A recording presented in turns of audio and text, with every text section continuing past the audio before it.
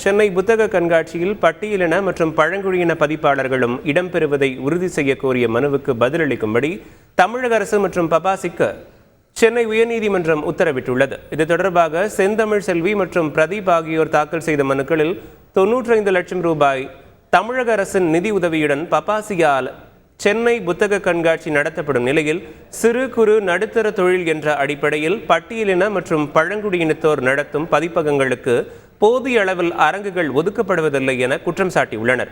புத்தக கண்காட்சி ஒருங்கிணைப்பு குழுவில் பட்டியல் மற்றும் பழங்குடியினத்தைச் சேர்ந்த பதிப்பாளர்களுக்கு இடமளிக்க வேண்டும் என மாநில SC/ST ஆணையம் அளித்த பரிந்துரையை நிறைவேற்ற அரசுக்கு உத்தரவிட வேண்டும் என கோரிக்கை வைத்துள்ளனர்.